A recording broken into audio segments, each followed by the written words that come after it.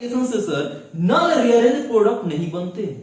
Friedel Crafts alkylation से none rearrange product नहीं बनते। तो पहला ड्रॉबैक आ गया सर, लिमिटेशन बोलो या ड्रॉबैक बोलो।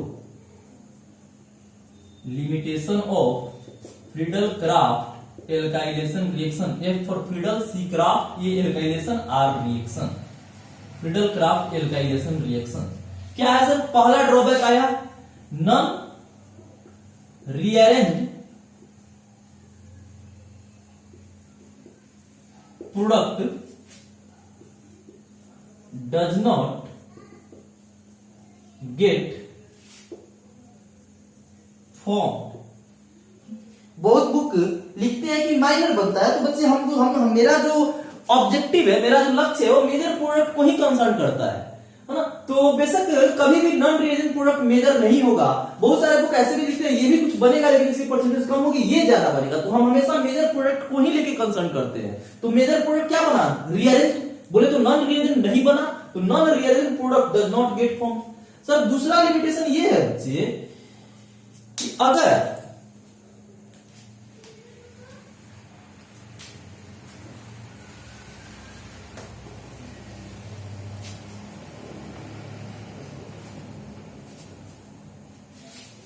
अगर मान लो कि हमारे पास बेंजीन रिंग हो और इसका एल्काइलेशन मैंने कराया, मान लो कि आर ले लेते हैं CH3Cl, ठीक है। इसका रिएक्शन मैंने AlCl3 से कराया। बेशक यहां से क्या होगा सर, ये कार्बोकेटाइन जनरेट करेंगे ये, और कार्बोकेटाइन जनरेट करके कौन सा कार्बोकेटाइन इलेक्ट्रोफाइल बन जाएगा? CH3+। ये CH3+ यहां पे आकर के बनेगा कुछ ऐसा।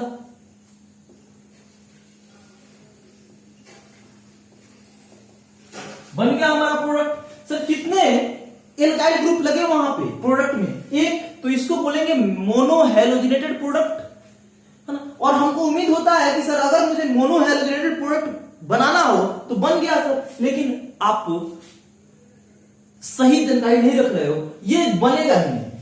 ये एक बार जुड़ना यहां पे थोड़ी मुश्किल है, जुड़ेगा ही नहीं। क्यों नहीं जुड़ेगा सर? ना भूले कि कंटेनर में ये तो एक ही मोल तो होगा नहीं कि एक मोल बनाए के खत्म हो गया, ये और भी बहुत सारे होंगे, तो वो और भी ज्यादा CH3 बना रहे होंगे। अब बच्चे जो यहां से CH3+ प्रोड्यूस होगा, अब उसके पास जुड़ने के लिए दो चीजें दिखेगा, ये भी और ये भी और ये भी। बताओ बच्चे इलेक्ट्रोफाइल इस पे जुड़ना पसंद करेगा या इस पे जुड़ना पसंद करेगा? ये CH3 sir 3 alpha hydrogen activate कर रहा है रिंग को, मतलब कि इसमें इलेक्ट्रॉन डेंसिटी ज्यादा है। मारूर याद करना, MARUR more activated ring undergoes reaction, MARUR, more activated ring undergoes reaction. Which one is more activated? This one sir. तो यहीं पे CH3 इलेक्ट्रोफाइल का रिएक्शन कहां होना चाहेगा? यहीं पे। तो इसके रिस्पेक्ट में कहां पे जुड़ेगा? तो तुरंत जैसे ही ये बनेगा ना बच्चे, तुरंत फिर ये दूसरा इलेक्ट्रोफाइल देगा और वो इलेक्ट्रोफाइल तुरंत जाकर के इसी पे जुड़ जाएगा। कहां पे जुड़ना पसंद करेगा? बेशक इसके रिस्पेक्ट में ऑर्थो एंड पैरा पोजीशन पे यहां और यहां तुरंत जुड़ जाएगा, मतलब कि हमको प्रोडक्ट मिलेगा कुछ ऐसा।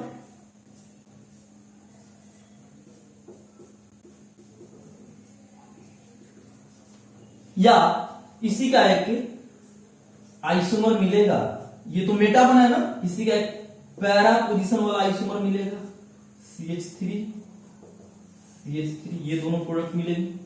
फर्दर फिर सर CH3+ मिलेगा और फिर इन दोनों के रेस्पेक्ट में जुड़ेगा कहीं पे। आप जानते हो आपने डायरेक्टिव नेचर, डायरेक्टिव इन्फ्लुएंसेस पढ़ रखा है ना। इसके रेस्पेक्ट में सर ऑर्थो पोजीशन यह है, इसके रेस्पेक्ट में इधर भी है सर, पैरा तो ब्लॉक्ड है, इसके रेस्पेक्ट में ये है। अब अगला आएगा तो इन चारों में कहीं जुड़ेगा सर। इसके रेस्पेक्ट में सर, इसके रेस्पेक्ट में ऑर्थो एक ये है, इसके रेस्पेक्ट में तो ब्लॉक्ड है, इसके रेस्पेक्ट में ऑर्थो सर ये है, इसके रेस्पेक्ट में पैरा ये है, इसके रेस्पेक्ट में पैरा ये है। मतलब कि ये सारे पोजीशन जो आगे बनेगा प्रोडक्ट, इन्हीं सबसे सारे पोजीशन बनेगा बच्चे। CH3 और यहां पे लग जाए तो ये और ये सेम हो जाएंगे, तो आगे ऐसे ही प्रोडक्ट बनेंगे। मतलब कि मैं कहना चाहता हूं, ये मैं आप यहां से कंफ्यूज होगे, है ना, उतना ही से ज्यादा अच्छा समझ में आया होगा। इससे क्या प्रोडक्ट बनेगा? दूसरा CH3 आएगा तो सर इसी जो ऑलरेडी एल्काइल ग्रुप लग चुका है रिंग पे, उसी पे एक और एल्काइल आकर के जुड़ जाएगा, दूसरे रिंग पे नहीं जुड़ना चाहेगा। और चूंकि दो डिफरेंट पोजीशन है तो दोनों बना के मैं दिखा रहा हूं। ये ऑर्थो पैरा आइसोमर है आपस में, तो ये प्रोडक्ट बनेगा। मतलब मैं कहना ये चाह रहा हूं आपसे कि Friedel Crafts alkylation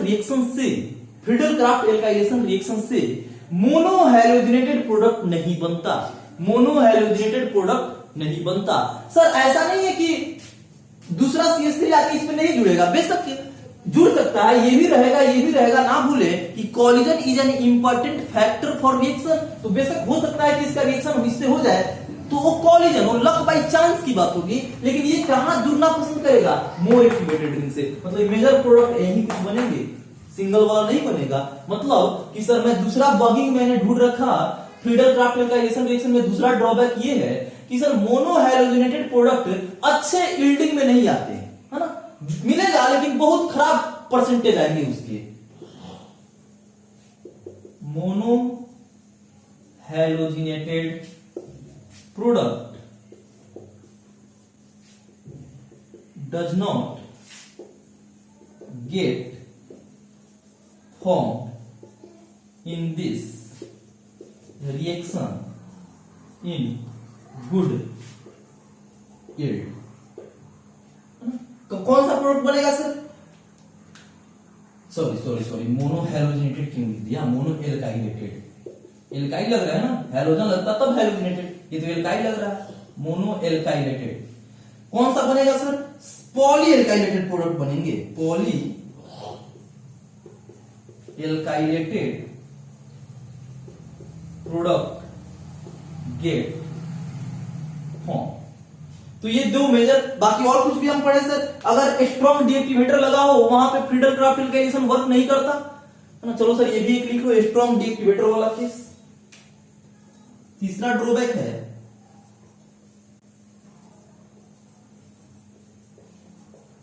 strong deactivator like NO2Cl etc. strong deactivator do not give Friedel Crafts alkylation reaction. इसके साथ हमने देखा कि सर NH2 एनिलीन भी फ्रीडल क्राफ्ट एल्काइलेशन नहीं देता। चौथा पॉइंट, एनिलीन